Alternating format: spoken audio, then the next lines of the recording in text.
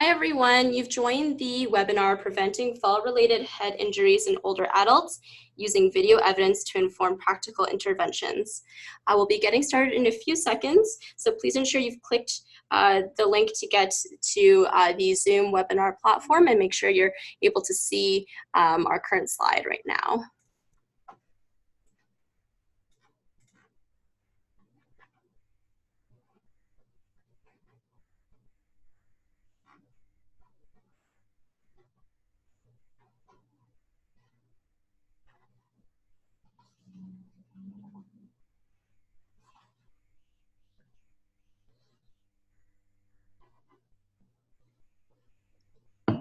Welcome everyone to our webinar, Preventing Fall-Related Head Injuries in Older Adults Using Video Evidence to Inform Practical Interventions, facilitated by the Fall Prevention Community of Practice. My name is Mariel Ang, and I'm the project coordinator at the Ontario Neurotrauma Foundation. ONF sponsors the Fall Prevention Community of Practice and its online platform called Loop. Loop is a place where fall prevention practitioners connect. Visit us at www.fallsloop.com. Marguerite Thomas also joins us on the line. Marguerite is a liaison for the Fall Prevention Community of Practice, and she will be assisting with facilitating questions in the Q&A today.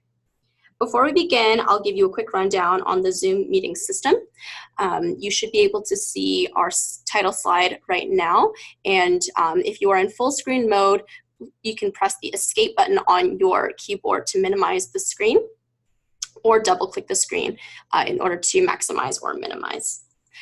All of our participants are in muted mode, so if you have any technical questions or you're having any issues with the presentation, you can feel free to click the question and answer button on your black menu bar and ask us questions that way. This is also where you will be able to put your questions in for questions related to the presentation and for our presenters. Alternatively, you can also use the chat box to chat with us, and we'll be able to address your questions through the chat box as well. Again, if you have any topic-related questions during the presentation, please use the Q&A feature to type them in. During the Q&A session at the end of the presentation, the questions will be read aloud and the presenters will have an opportunity to answer them. The webinar is being recorded and a YouTube link will be sent to all participants in about 1 week, and the presentation slides will be made available on Loop. I would now like to introduce our presenters, Dorina, Steve, and Vicky. Dorina is the Policy and Knowledge Mobilization Manager at the AgeWell Network of Centers of Excellence, Canada's Technology and Aging Network. She's responsible for supporting researchers and trainees to develop knowledge mobilization strategies to ensure the network is achieving real-world impact across Canada. Dorina builds and nurtures strong partnerships with policy and government partners to support evidence-informed decision-making related to technology and aging. Prior to AgeWell, Dorina worked as a policy analyst and knowledge broker in the mental health sector. Dorina's interest in engaging diverse stakeholders to make a positive impact on the Canadian health system and beyond.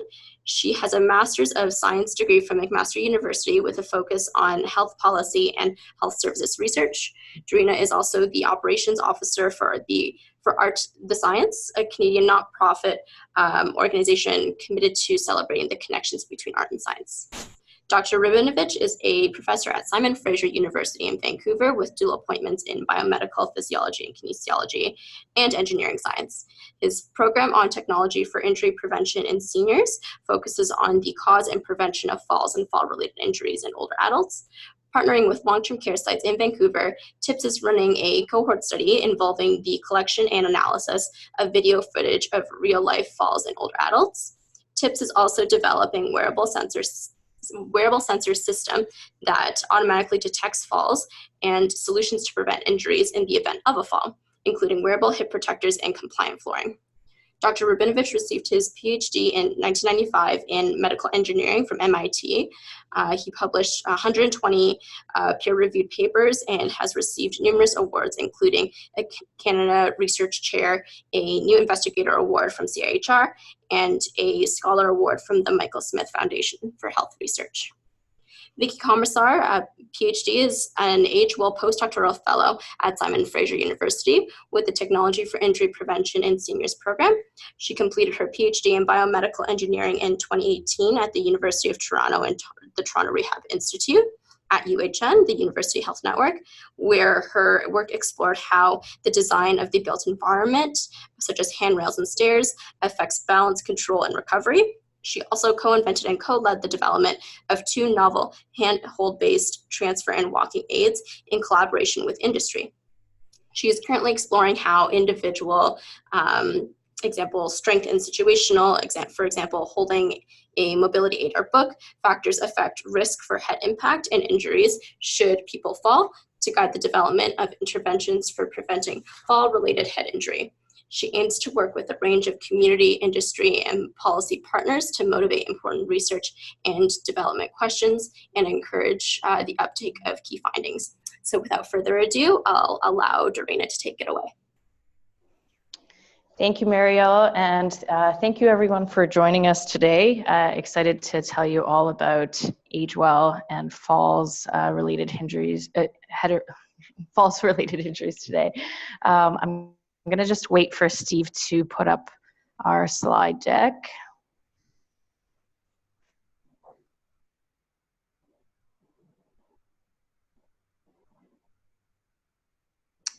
Okay, do we have it? I don't see it. Marielle, did you share the screen with us? No, you should be able to click share.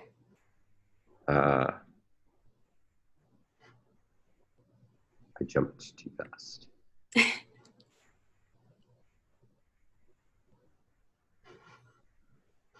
we go. Perfect. So I'll just get going. So AgeWell is Canada's technology and aging network, and as you can see by the slide that it is coming up, it's a quite a large network, and these numbers are constantly going up. We have over 500 trainees like Vicky, who you'll hear from in a little bit. We span now across Canada in 40 member universities and research centers, over 275 partners at this point, and over 250 researchers like Steve, who you also hear from. And we are engaging across projects and as well at the network level with over 4,700 older adults and caregivers. The goal of AgeWell really is to engage older adults and caregivers in creating that technology. And yeah, you can go ahead and advance with the slide. So our vision is that Canada's leadership in technology and aging benefits the world. And our mission is, go ahead to the next slide, to develop that community of researchers, older adults, caregivers, partner organizations, and future leaders so that we can really accelerate the delivery of technology-based solutions to make a meaningful difference in the lives of Canadians. I don't need to tell this audience that our population is aging, and AgeWell really sees technology-based solutions as one of the many tools that we could be leveraging and accelerating to help us improve the lives of older adults and their caregivers as we move forward. I want to give you a heads up about a webinar that we are hosting coming up in June.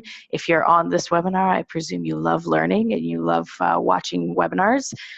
So I wanted to let you know about our Creating the Future webinar series that we're running. We're on part 3 coming up, where we'll be talking about building an innovation hub, and our Ottawa Innovation Hub, led by Dr. Frank Nofel and Dr. Rafiq Gubran, will be featured on June 11th, 2019 at 1 p.m. I will put the link in the chat in a moment, so you can check that out and register. Innovation hubs are really one of the legacy pieces of AgeWell as a network. We have 3 so far, and we're in discussions about creating more. They're really these locations where people, those communities at a regional level are meant to come together, researchers, businesses, public and private organizations, older adults and caregivers, trainees, coming together to create solutions for the local needs of communities. So hope we can see some of you there on June 11th. And I will give it away to Steve now.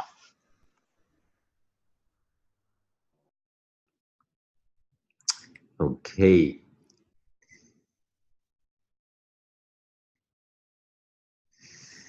So it's a pleasure for me and Vicki to be able to present some of our research to you on this topic of preventing head injuries, fall-related head injuries in older adults. So I think this audience is very aware of the problem of falls in older adults, and the fact that there's many serious injuries, especially hip fractures and traumatic brain injuries that are associated with falls. I think what you'll hear today is something about the cause and prevention of falls, but also specifically related to injuries. If we look at the trends in terms of injuries and age, we see that falls for older adults just kind of skyrocket in terms of the number of deaths that are associated with falls. And this data is from 2007, but I looked for data that's more recent, and unfortunately the trends really are not changing when we look at falls and deaths due to falls in older adults. Over this 10-year period, we've been able to reduce motor vehicle deaths substantially, but prevention of falls and fall-related injuries remains a very challenging and a difficult problem that's resistant to change. But there are some success stories, some of which I'll talk about today. So I mentioned hip fractures and traumatic brain injuries. I also note here on this slide that falls cause 90% of wrist fractures and 50% of spinal cord injuries in older adults. But we're especially interested in hip fractures because of their devastating consequences, that 25% of people will die within a year, 50% will lose independence. And of course, brain injuries having such a tremendous effect on quality of life. And brain injuries are increasing. While the incidence, age-adjusted incidence of hip fracture is leveling, that is not happening with traumatic brain injuries. In fact, over the last decade, they've doubled to triple in incidence. And this is beyond just the aging of the population. And we think that some of the reason has to do with the increased use of anticoagulants in this population. But some of it may just relate to that we have more of the oldest old and frail individuals who are at specifically high risk for these sorts of injuries. And we'll show you some evidence that relates to those occurrences. Now, I mentioned that falls are resistant to interventions. It's a difficult problem. And part of that, of course, is because of the multifactorial nature that, patients will present with often many overlapping risk factors just in the physiologic domain. But there's also environment and behavior, situational factors that interact with physiological that are part of the complicated issue of falls and fall prevention.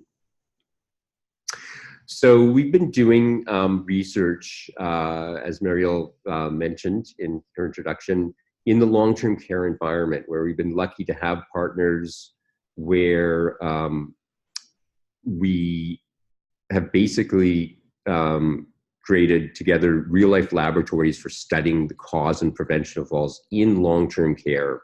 And you can see some of the different areas that we're working in. I'm going to focus a lot today, as Vicki will, on video capture. I'll mention a little bit about our interventions related to compliant flooring and hip protectors. And we'll also touch a little bit on exercise and even mobility aids. Yeah. So we have been, lucky to have this partnership ongoing now for over 10 years, where we have collected 2,500 falls in 734 residents. And many residents provide us with access to their medical records and consent to share for research and education the video images that you see. So all the videos and snapshots like you see on this slide of falls, we have consent from the individual or the decision maker to share those images for education. So let me start by showing you some sample falls, and we can talk about the cause of falls and what we can see from the video in terms of what happened, what was the activity, what was the nature of imbalance. And some falls you can identify, like in this one, a single cause that seems to be, addressable. Like in this case, where this woman trips on this piece of equipment in the hallway. She seems to see it, but she doesn't quite get around it. We can say, well, why should that equipment be in the hallway in long-term care? Another example where this gentleman sits down on a wheelchair where the brakes are not locked and it slides away, rolls away as he contacts it, causing a fall. So we can say, well, we should be able to develop wheelchairs that have self-locking brakes. Often, of course, falls are more complicated, and usually they are. In this case, this woman has a great deal of postural instability that may be secondary to medications, to neurological conditions, and we can see, I'll show you how the data of our data indicate a lot of falls occur during standing, a surprising number. It's like, well, how can falls occur during standing? Well, here's an example of one where this woman is very unsteady, and you'll see how severe the impact is. And it's because of the head acceleration, even without a contact. And we'll talk about contact, but you could imagine in a fall like that, a whiplash related head injury could occur. Here's an even more typical case that illustrates the complexity of falls in this environment, where this woman is attempting to transfer are danger times, where she's attempting to transfer from the walker to the chair in the dining hall, but she's not quite close enough. And she grabs onto an object that moves, doesn't provide support, and she falls. So that's more difficult. How do we prevent that type of fall?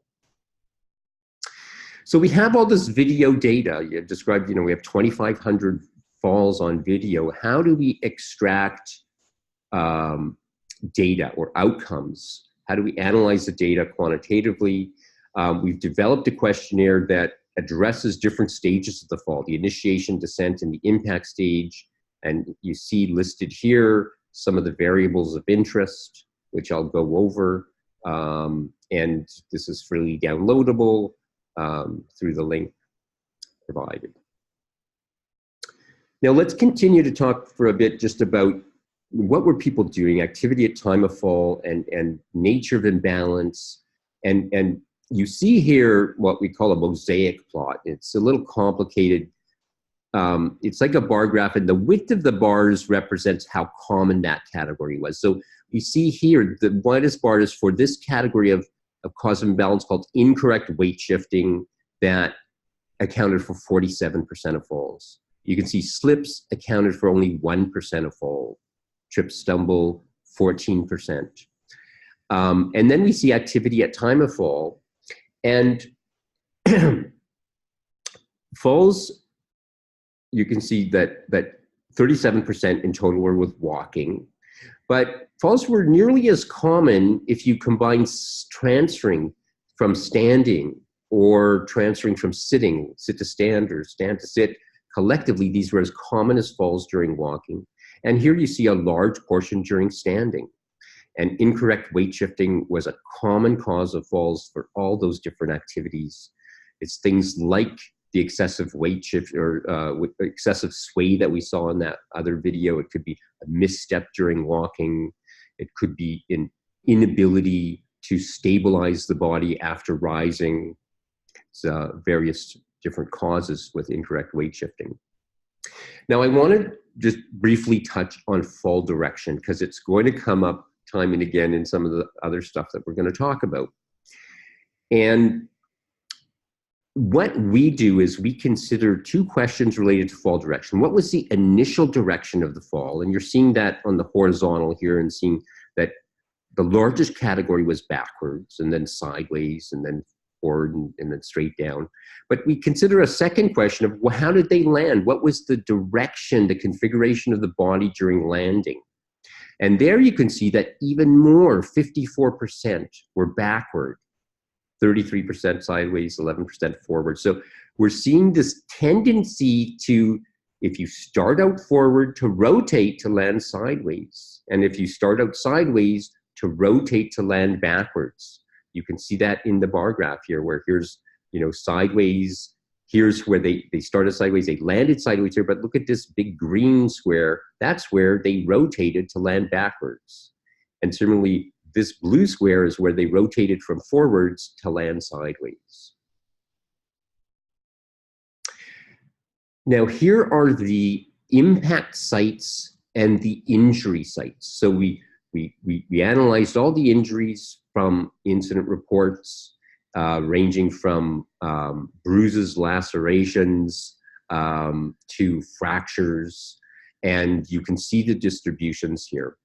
Now, one thing that we see is 33% of falls caused head impact, and that was astonishing to us, like 1 in 3 falls causing head impact.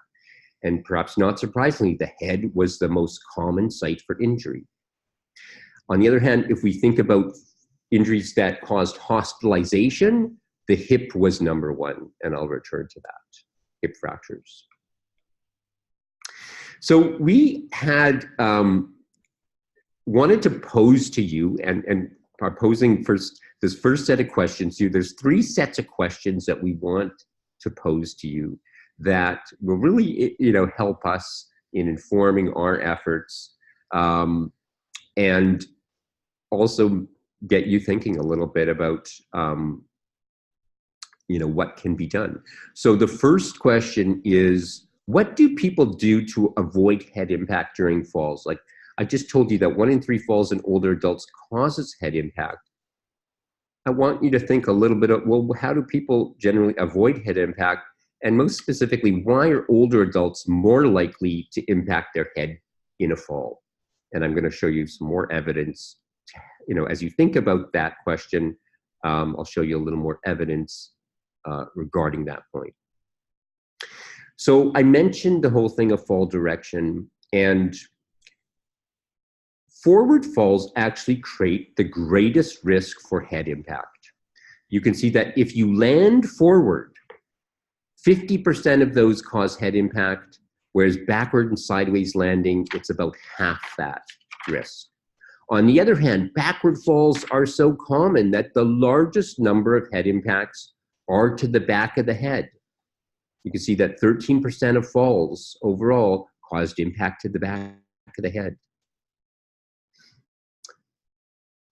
If we think about other factors, related biomechanical factors related to risk for head impact. We talked about landing for, the direction and the landing configuration. This is the surprising one, that hand impact did not associate with risk for head impact.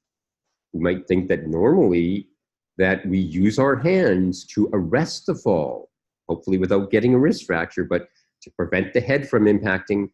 The occurrence of hand impact did not influence the risk for head impact in this population. If we look at some of the clinical risk factors, poor vision increases your risk for head impact during a fall. Females were more likely to impact their head than males. Surprisingly, those with greater cognitive abilities, with less cognitive impairment, but we're at increased risk for head impact. So let me show you now some videos that illustrate the problem. And I should have warned you about the previous videos, but now I'll warn you, because some of them are especially difficult to watch. The first 3 or 4 show occurrences of head impact, and then I follow them up with 3 or 4 videos that are successful in the sense that people don't impact their head.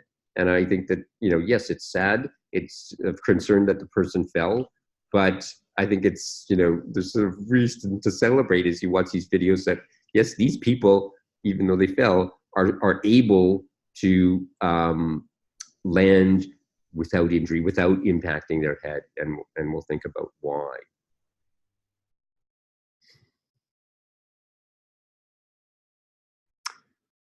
So you see, she got her hand out, and in this case as well, very hard to watch. She got her hands out, backward fall with very severe head impact. Now here are the successes. Lower fall height, but he gets his hands out. In this case, using the hands, using core strength. So yeah, I know you really probably want to watch those videos, again, to be able to answer that question, even though they're hard to watch. But we interested in answers to those questions. So what can be done? We'll talk about exercise and the role of exercise. We'll talk about protective gear.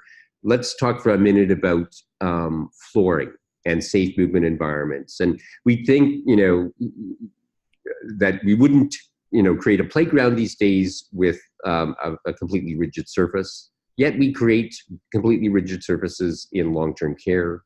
We wouldn't cycle without a helmet. Is there a role of protective headgear in long-term care? These are the questions we're going to pose to you more specifically as we go.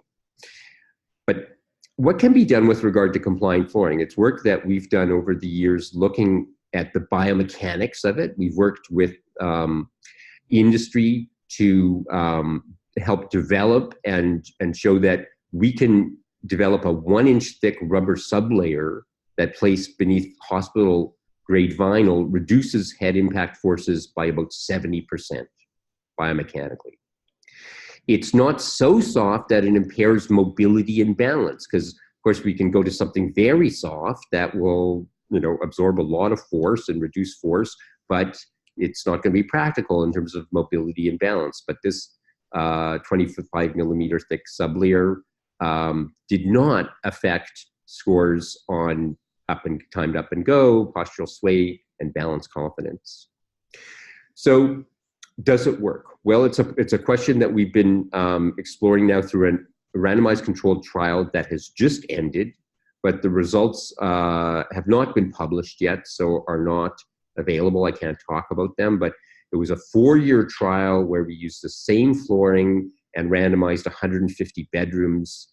And it's going to be, really the most definitive trial to date on the effectiveness of compliant flooring in reducing fall-related injuries in long-term care.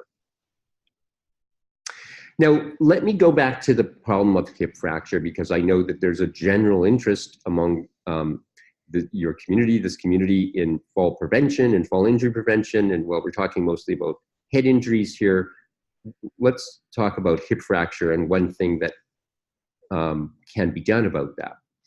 So here's an example of a video where the fall results in hip fracture, and you can see she rotates from forward to sideways and lands with a great deal of the impact energy being absorbed by the pelvis, impact sort of to the posterior lateral aspect of the pelvis.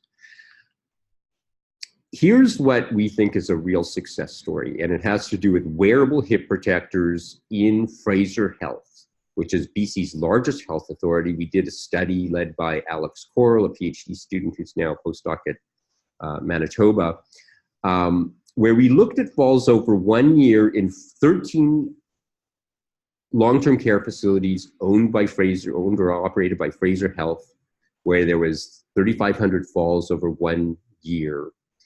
60% of those falls, people were wearing hip protectors. Now, we'd love it to be 80%, but 60% is a real success story in terms of creating a culture and an opportunity for hip protectors to be utilized. Now, did they have an effect? Yes, they reduced the risk for hip fracture threefold. So we're seeing some real changes, and this really has been, over about a 10-year period where hip protectors, there's been a specific program to implement, but we're seeing a real change in the use and embracing of hip protectors to the benefit of older adults in long-term care in Fraser Health. So what else can we do? What can we do about the problem of head impact and injury? So here you see some of the ideas, like we talked about the hip protectors. We have a stick-on hip protector that we're developing for acute care.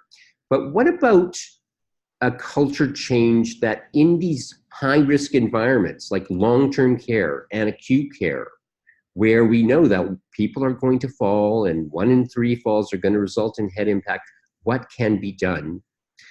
So that's one of our questions. We have a set of questions on protective gear, a set of questions on exercise. But here's that question on protective gear. And please answer again in the chat box. We're very curious about your impressions. What types of head protective gear would be acceptable for older adults to wear? Helmets for sure is a challenge, but you think about the ski hill. Maybe the long-term care environment is the next sort of ski hill and embracing that sort of thing. Maybe we need to go to something like padded hats or toques that might be able to be personalized. Maybe it needs to be completely hidden through, a vest or something like that. What do you think people would be willing to wear? And again, we are talking about this high-risk environment, long-term care, and acute care. We're doing work to develop those kind of solutions, whether it's testing existing products like these padded hats and toques that do exist on the market, or developing new solutions. Here's some of the methods that we're using. Here's a very quick video of a dummy that we've developed that just represents the essential characteristics, the dynamics of a backward fall, and allows us to test flooring and headgear. And at that point, I will turn over to my colleague, Vicky Commissar.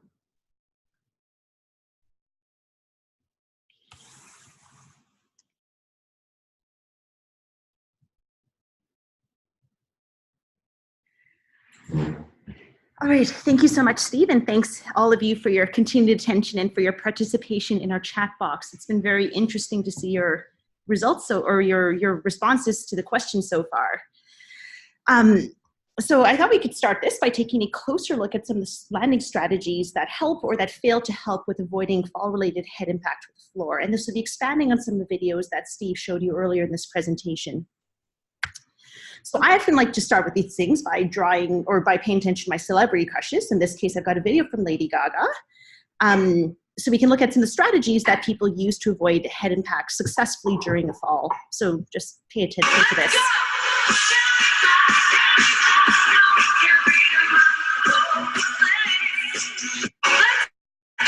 All right, so I'll just play this once more in slow motion for those of you who might have missed it. So just pay attention to what her hands are doing as she's landing. Okay, great. So we'll dissect this fall a bit. So we would have seen, or hopefully you caught earlier, that Lady Gaga's right arm moved downward to help her to keep her torso upright when she was landing. She's also got fairly impressive core strength, and that likely helped with torso uprightness in her case.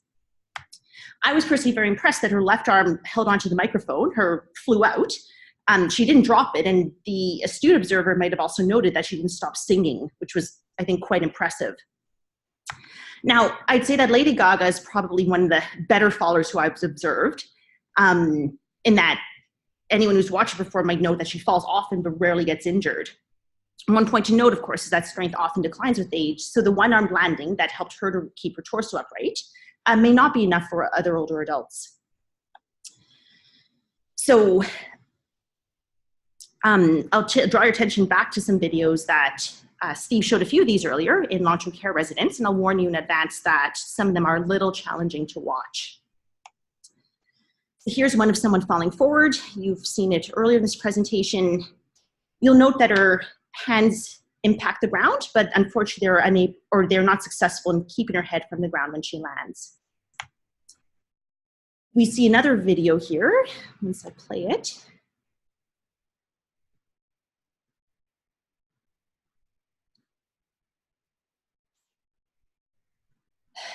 So again, she had slippers in her hands. She dropped them. She was able to impact her hands on the ground when she's landing. And she was able to avoid head impact with the floor largely, though there was, I think, a small impact with the environment. So one of the questions, or two questions that we set out to answer were what are the landing configurations of falls in long-term care residents that do not result in head impact, so we'll call these successful falls, versus falls that do result in head impact, or we'll call them failed falls. We also explored whether, or wanted to explore whether there are differences between successful and failed falls in terms of the presence of upper limb fall rest. So this would be using the upper limbs to try and stop that fall, and avoidance of torso impact. So in this situation, we started with a sample of over 2,500 falls, and we really wanted to focus on those where the person was falling in one direction, so to avoid that confound, or the potential for confounding with body rotation that Steve highlighted to you earlier. So this left us with nearly 1,200 falls at the end of the day to work with. So what I have here is similar to the slide that you would have seen earlier on the presence or distribution of head impact, and how it related to landing direction. So similar to what Steve showed you earlier, we saw a little over 10% of falls or forward falls resulted in head impact. About half of them were backward falls and 40% were sideways falls. The key distinction between the slide Steve showed you earlier and now is that we focused in this case on head impact with the floor. So the number's gone down to 25%, with the remaining proportion or remaining falls resulting in either no head impact with the floor. In terms of site of head impact, the most common site was to the back of the head. So this slide's a little overwhelming. I'll try and walk you through it. What we did was we mapped out the common landing configurations in falls with and without head impact. So if you look at the top half of the slide first, these are the falls that we considered successful where head impact was avoided. And we looked in those common configurations in forward, backward, and sideways. So what we see is that in forward falls, in the cases without head impact, nearly 60% of them involved upper limb fall arrest. So this would be with hands or with the elbows, and the impact with the ground. We also see similarly in the case of backward and sideways falls that the most common successful falls had some presence of upper limb impact with the ground. Conversely, if we look at failed falls, so these again were the cases where head impact with the ground occurred. The one big thing that they have in common is that torso impact was present. So these are the situations where the person was unable to keep their torso off the ground when they were landing. So taking a closer look at torso impact in falls that were failed, there's a lot of graphs here. So again, don't pay too much attention to the individual ones. The big take-home message is that torso impact occurred in 75% of falls, and it was most common in the failed falls. So we can see in the top left corner with all falls present, that 75% of them involved torso impact. And then in the case of forward falls, torso impact was a little less common, but still associated with head impact with the ground. We also see in the case of backward and sideways falls that when torso impact was avoided, people were also able to avoid head impact. Moving on to upper limb impact. So again, this is with the hands and the elbows. We again saw this was a very common strategy for fall arrest. So it occurred in 82% of falls. And again, it was more common in failed falls. So to reinforce what I just told you, and to drive home some of our next steps, we saw that torso impact was common to failed falls. So this tells us that we should probably target torso stabilization strategies and neck muscles strengthening should torso impact occur. And I believe that some of you have mentioned this in the chat box in going through the Steve's question to you earlier. We also saw that upper limb impact was common to successful falls, and this tells us that upper limb strength should be targeted to keep the torso from the ground. We also saw kind of paradoxically almost that, or I shouldn't say paradoxically, but upper limb impact was also common in failed falls. I probably shouldn't have said associated, but it was common to the failed falls. And this prompted us to take a closer look at situations where upper limb and head impact were avoided. Or sorry, to look at where upper limb, or both upper limb and head impact were avoided. And I'll touch on that in a little bit.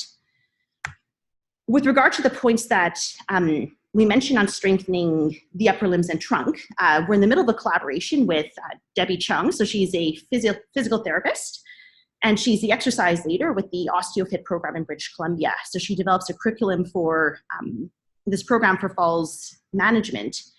So one of the things that we're looking at is developing and implementing exercises for the upper limbs and for the core and neck and for the trunk. And the idea is that to help older adults to not only avoid falls, but to avoid injury should falls occur. So we've done some piloting of this work with my colleague, Yijian Yang, and he presented some of those findings at the Canadian Association of Gerontology conference last year. And in general, the early results show promise, and we're waiting to roll out a few more iterations of this program before we do a larger evaluation. So with this, we have another question for the chat box where we'd like to tap into your expertise if possible. So the first is, what types of strength and flexibility exercises should be done to maintain or enhance the ability of older adults to avoid head impact during falls? And the second is, how could these exercises be designed for individuals of varying physical and cognitive ability? So if you're able to write your response in the chat box, we'd appreciate it. Going back to what I mentioned earlier about the need to explore situations where both upper limb and head impact were avoided, we want to take a closer look at some of these specific situational factors that allowed residents to avoid head impact without landing on the elbows or the outstretched hands. And we also wanted to explore some situational factors that could contribute to failed protective responses with the upper limbs. So I'll draw your attention to a few more videos. This one is on the slightly less hard side to watch, so just pay attention to what happens to this individual's trunk and upper limbs and head when he lands.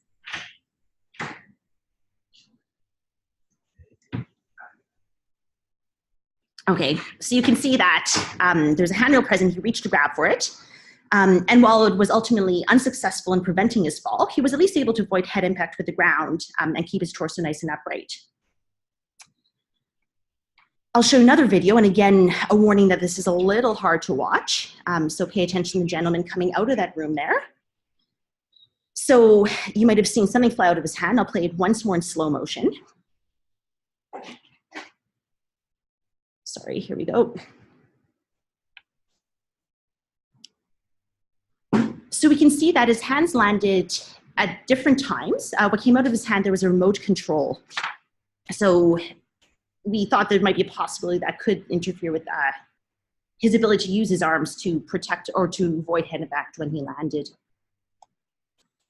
So one thing that we then sought out to characterize was the extent to which holding or reaching to grasp objects affected head impact risk and landing strategies during falls and long-term care. So in this situation, we again started with our sample of over 2,500 falls. We wanted to focus on falls from standing height. And the reason for this was to avoid the confounding of cases where someone might be holding on to a wheelchair or part of the wheelchair and crouched over and landing from a lower injury situation. So at the end of the day, that left us with a little over 1,000 falls to work with. What we found was that the majority of falls in long-term care residents involved interactions with objects. So I've plotted the distribution here. What we did is we split the objects into weight-bearing versus non-weight bearing. And the reason for this was because of the potential that they could the object itself could affect the way that, or its contribution to torso stabilization when people were landing. So I'm not sure what happened with the colors on this graph here, but the main message is that 50% of the falls that we observed involved the resident contacting or reaching to grasp a weight-bearing object only. 37% of them involved the resident contacting no object. 11% involved the resident contacting a non-weight-bearing object only, or holding non-weight-bearing object only. And then 2% involved the resident holding both a weight-bearing and a non-weight-bearing object. So this would be like someone walking down the hallway while holding a handrail with one hand and a cup of water in the other. The other thing we found was that residents often continue to hold objects through the landing. So I have the distribution of weight-bearing objects, and we can see that in 46% of these falls, the resident released the object before landing, whereas in 54% of them, the resident maintained contact. In terms of non-weight-bearing objects, this surprised us to some extent. We saw that in about 28% of the falls, the resident released the object before landing, and in 72% of the falls, the resident chose to hold on to it before they landed or leading into landing. The other thing we found was that head impact risk decreased when residents held or reached to grasp weight-bearing objects. So holding weight-bearing objects at the onset of the fall or reaching to grasp these weight-bearing objects have the risk of head impact. We also found that when residents maintained grasp of weight-bearing objects, that reduced head impact risk by threefold. So I've got the odds ratio here of 0.35, and I'll show you a video of how this plays out in practice. So we have a resident who's, again, falling forward. She's got a walker there, but it helps her keep upright. So again, while she was ultimately unable to avoid falling, I think we can agree that is probably not a high-risk situation for head impact or successive injury in this case. With regard to individual objects, we found that the greatest reduction to head impact risk came from holding or contacting wheelchairs and tables. That resulted in over 50% reduction to head impact risk. We also found similar results with tables and counters. In terms of objects that may reduce head impact risk, but at present our sample might not be large enough to tighten our confidence interval, we found that walkers and rollators were just above significance levels for showing a reduction in head impact risk. I think the more important take-home message here is that we found no evidence that walker use increases fall-related head impact risk. So we found that was very reassuring. In terms of strategies, or the effect of holding objects on strategies, we found that maintaining grasp of weight-bearing objects helped with torso stabilization. So I'll draw your attention, in this case, we were comparing the maintained grasp of weight-bearing object situation, so this is on the far right of the mosaic plot, to the no object situation, so that's on the far left.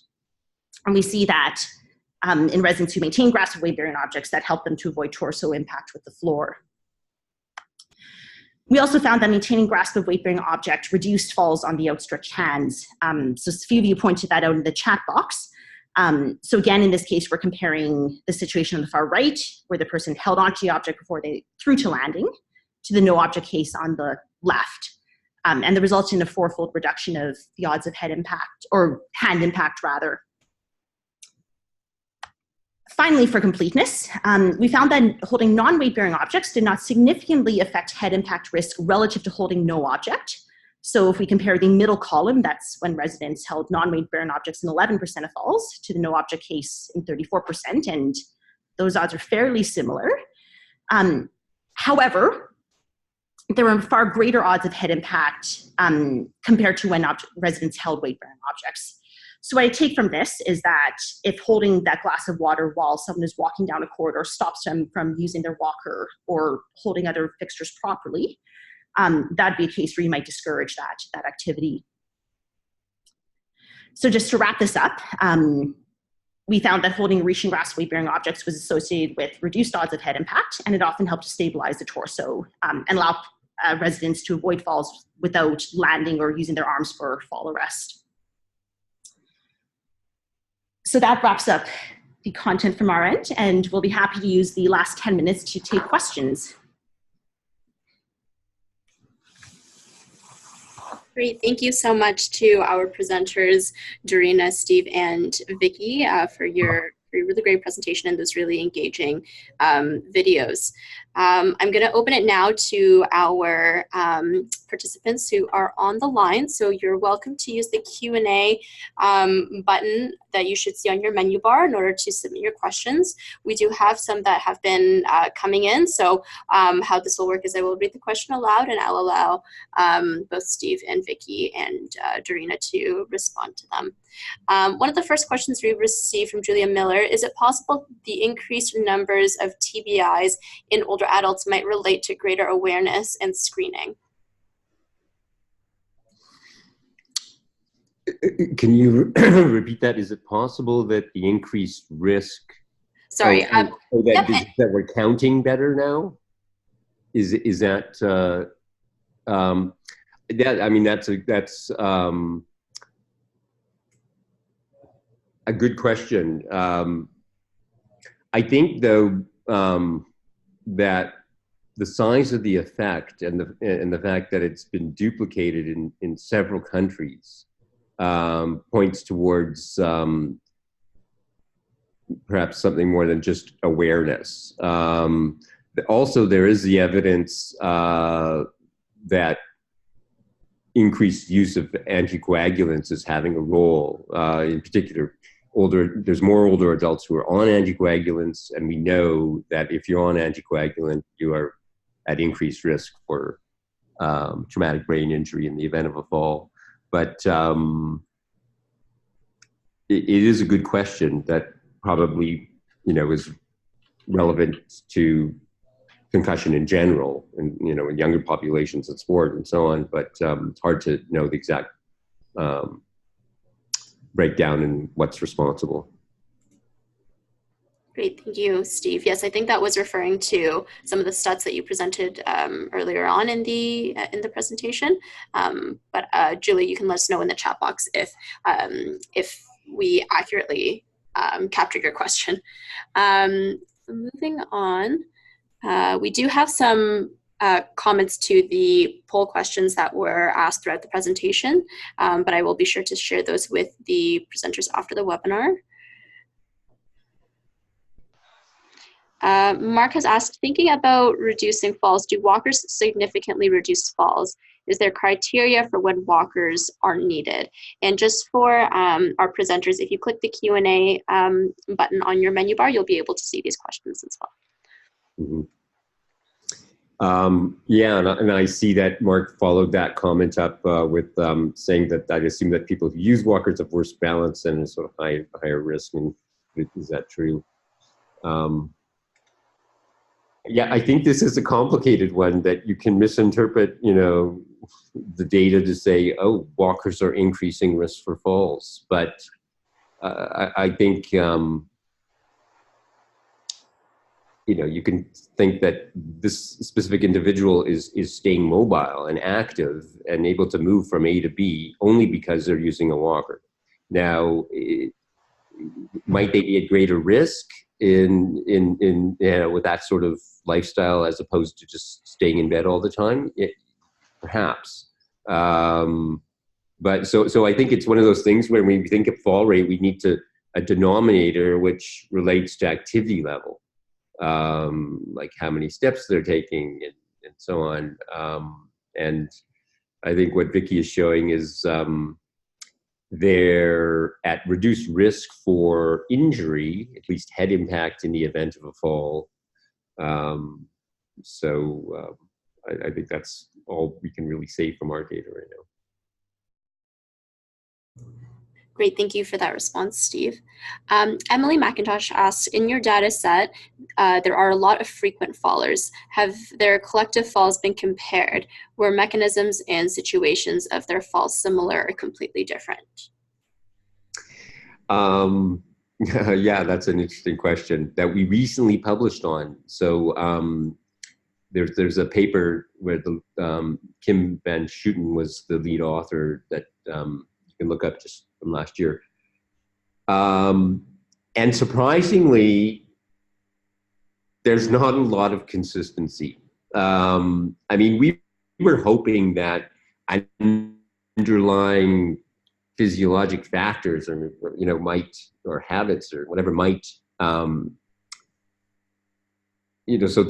might influence things so that there would be similarity between successive falls. But for some of the categories we looked at, there was just as much variability within individual fallers as across fallers.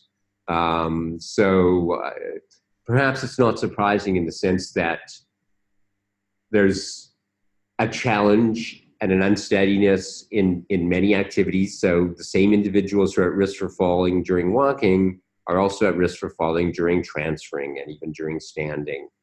But yeah, interesting question. Great, thank you, Steve. There are a couple of other questions here. Karen Brown has asked, what type of headgear has found the greatest, or I guess seen the greatest compliance? We don't know yet. I think you'd have to look at different environments. I mean, I think we really know nothing about the willingness of older adults in long-term care or acute care to wear helmets or any type of headgear. You know, I think you'd need to look at other populations like cycling or snowboarding or skiing, and think about whether, you know, a culture shift, like as we've seen with hip protector use, at least in Fraser Health, could be achieved with headgear. But yeah, again, it's one of those things where we need to consider what people are willing to wear. So that's, you know, and couple that with the biomechanical studies. But I think we just don't have the information to answer that question at this point. Great, thank you. And we've got a few more minutes, and I know our presenters have, all of our presenters have meetings to get to immediately after this webinar. So I think there are just a few other comments that I wanted to share, but one of our anonymous attendees commented, "This is fantastic information. How may I share this information with my team members? The videos are particularly helpful for review." So Steve and Vicky, I know we will be sharing this recording and the slide deck on Loop, but is there anything else that you would like to tell the participants on how they can share the information that you've both provided through this webinar? Mm-hmm. We can point towards videos that are available on YouTube. They're available through our website, so we can share those links. There's a larger set of videos for those who are interested in it, but they need to have an affiliation with a research institute, like a university, in order to access. I noted there's a question, like to know, what's your suggestion to translate the results into community dwelling adults starting to struggle? I think the exercise one is where we really look there. Like we are working, as Vicky said, with Debbie Chung to design exercises that would have a core component and then levels of challenge or difficulty, so that they would be applicable to a wide range. We're sort of focusing on assisted living.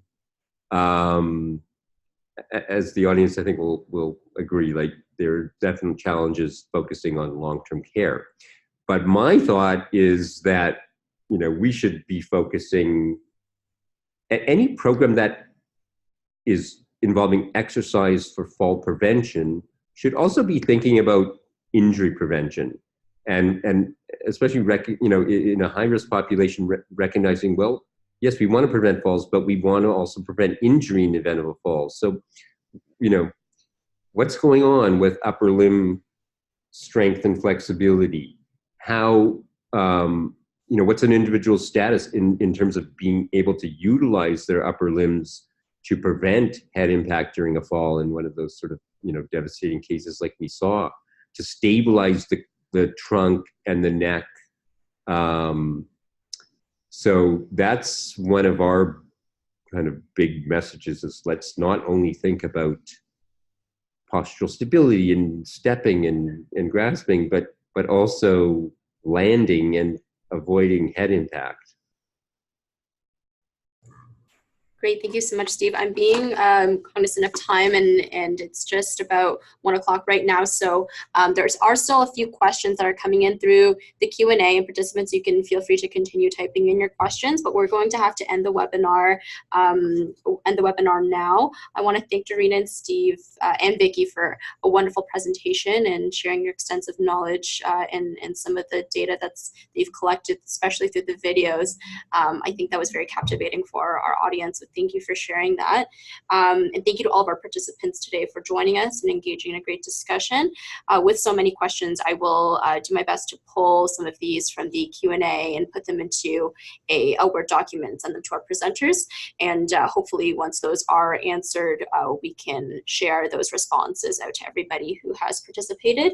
And the recording will be available on YouTube. The slide decks will be available on Loop. So if you haven't joined Loop already, the link is in the bottom right corner of your screen, www.fallsloop.com. Last year, we recently launched a new online community of practice for children's fall prevention. So if you have a passion or if you work in falls across the lifespan, you can join us on that community of practice as well, and that's at www.jr.fallsloop.com. So again, thank you very much to our presenters and our participants for joining us in this webinar. Once this webinar has ended, you will be redirected to a brief evaluation survey in your browser. We always appreciate if you can provide us feedback so that we can continue to offer high quality webinars. Thank you so much and have a wonderful rest of your day. See you next time.